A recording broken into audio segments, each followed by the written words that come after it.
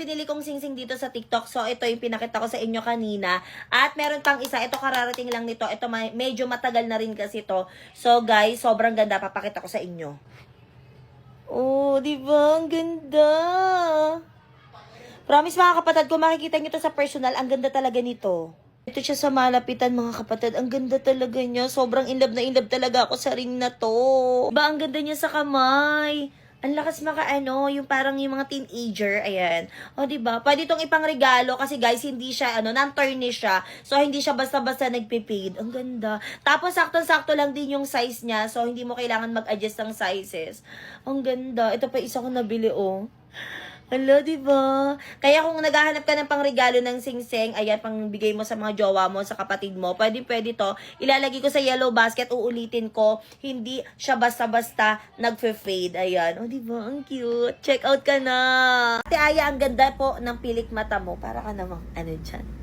Actually, hindi naman talaga natural na ganun kahaba yung pilik mata ko. Do, mahaba naman din siya, ayan. Pero kasi dati, ang ginagawa ko, nagpapa-eyelash extension ako. Pero kasi, may na-discover ako ditong mascara. Kaya kung bakit parang ang haba-haba ng aking pilik mata. By the way, ito nga pala is by JMCY. 2-in-1 na to, ayan. So, ito yung isa niya. Medyo manipis siya. Medyo, matawag dito? Maliit. And ito naman yung isa. So, humahaba talaga ng literal na mahaba yung pilik mata ko pag ito ginagamit ko. And, papakita ko sa inyo kung paano. So, ang ginagawa ko, nag-eyelash or nagko-curl lash muna ako ng aking pilik mata. Ganyan lang yan. At tignan nyo kung paano yung Magica. Lalagyan natin siya, hindi na natin ika-cut. Inuuna ko tong mas maliit na na mascara. So, ganyan na nangyayari. Tignan nyo yung difference, ha? So, ayan. O, diba? Unang mascara pa lang yung nilalagay ko, pero mahaba na siya talaga tingnan. Ayan. O, diba? At alam nyo, ang kinaganda nito is waterproof na siya. So, hindi siya katulad ng ibang mascara na ginagamit ko before na malagyan lang or matuluan lang ng pawis ko, makalat na kaagad siya. So, ilagay naman natin tong isa. Ayan. Oops. O, diba? Instant haba talaga ng pilik mata to. Oh. Tignan niyo yung difference. 'Di ba? Buhay na buhay ang aking mata. Oh, pwede na ginakatan bad siya. Tingnan mo. Oh. 'Di ba? Kaya ako naghahanap ka ng mascara na waterproof at the same time magandang klase na rin talaga. I-try mo, lalagay ko sa yellow basket.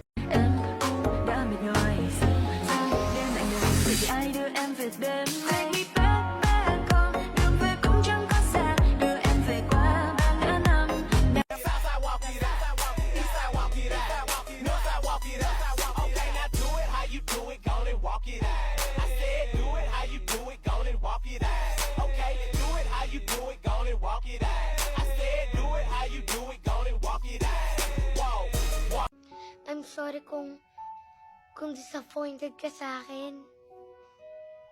Eto ako Eto lang ako. Fabulous and beautiful. Mabuhay!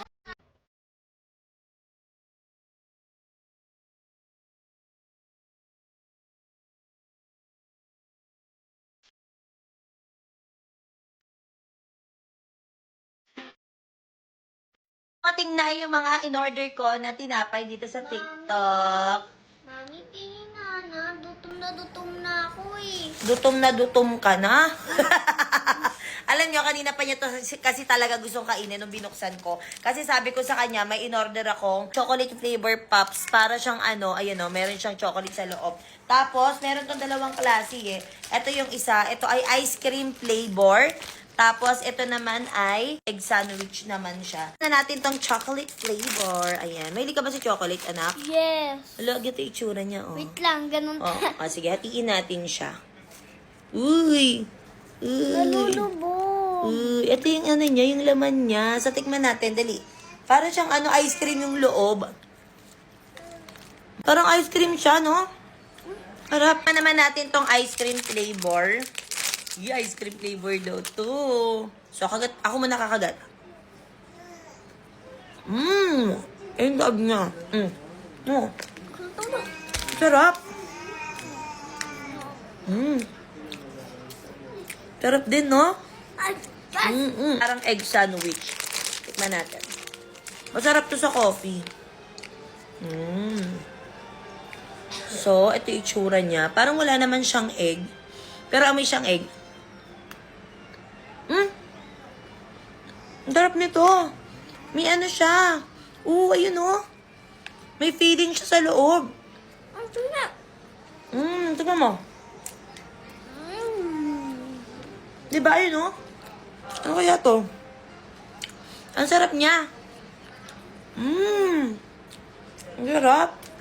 Guys, kung mahilig din kayo sa mga tinapay, ayan, yung mga chicken nyo, mahilig din sa ganon. Well, ilalagay ko sa yellow basket, pwede nyo itong bilhin sa Akin na kanila. to! Akin na to! Hindi sa'yo na.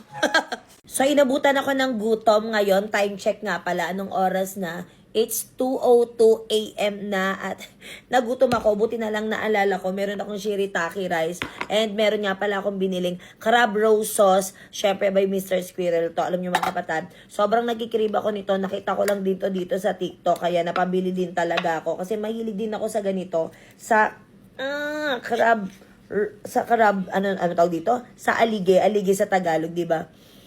Amoy pa lang talaga ang bango na nito mga kapatid. Alam nyo ba? Tuwing nakikita ko to ditong dumadaan sa TikTok, like sinasabi, bibili ako niyan. Kasi parang ang sarap-sarap. So, dito natin mapapatunayan kung talagang masarap. Tignan nyo, sauce pa lang, oh. Diba? Nakikita nyo ba? So, it's time to taste test. Uy. Kita ko sa inyo. Wala, naglalaway na ako kaagad.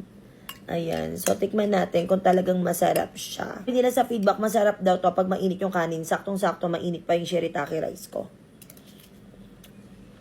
Ang sarap. Legit. Ang sarap nga nito.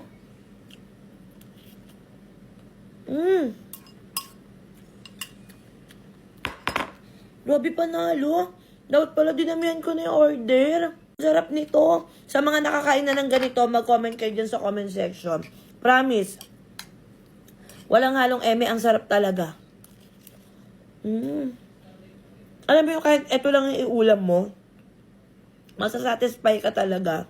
Actually, pwede rin to iinit. Kung may microwave kayo, initin nyo sa microwave. Pero kung mainit naman yung kanin nyo, okay na yon. Kung gusto nyo rin to itry, ilalagay ko sa yellow basket, may check out ka na. Sarap.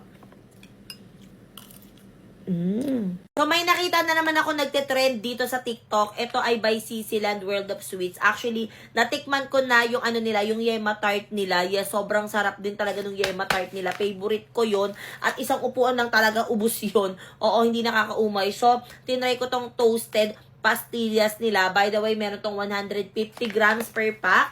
At excited na ako kasi hindi naman din ako mahilig talaga sa matatamis. Alam nyo yan. Pero ngayon kasi nagkikrib ako. Ewan ko kung magugustuhan ko yung pagkamatamis niya. So, ito yung tsura niya.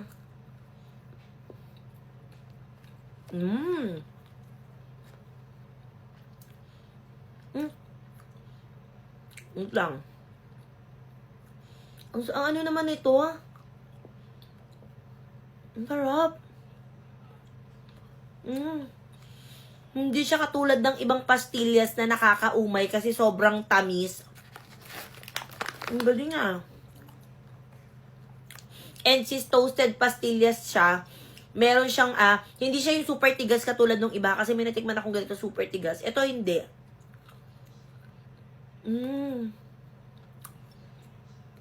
Ang sarap naman itong OA naman. Ang sarap niya,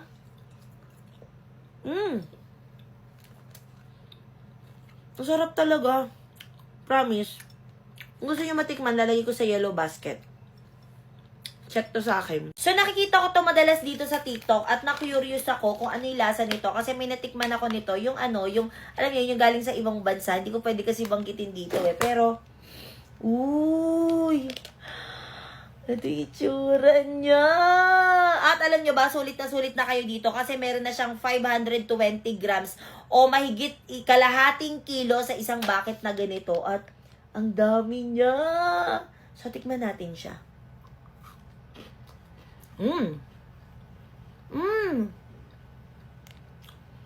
Sarap naman ito.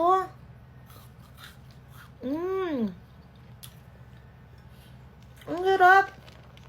Hindi nakakasawa yung chocolate niya kasi hindi siya sobrang tamis. Okay naman niya. Parang biscuit yung loob, pero hindi eh. Hindi ko ma-explain. At sobrang daming laman nito, oh.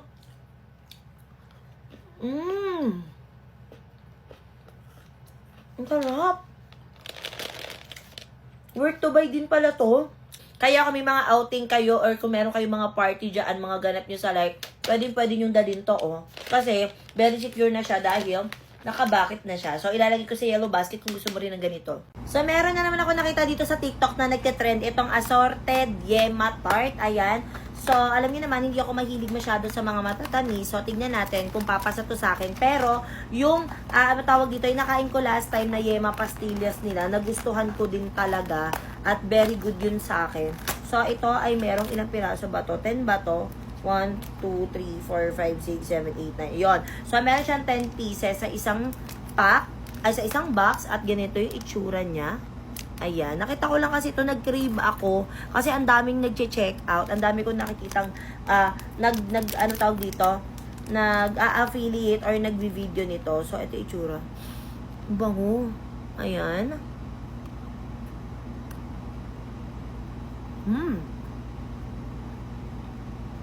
Wala, ang sarap.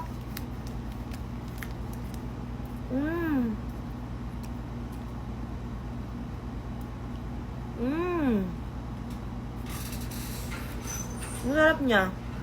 So, Wow! Ano yan? ito na Pwede ba naman akong siya. humingi niyan? Sarap! Alam niya! Lalaglagan pa! Kajabis ko lang kayo. Ay, Wag kang hihingi, akin lang to! pero sa baho to. Ano lang yan, bag? Wala. Nakuha na naman yung pagkain ko.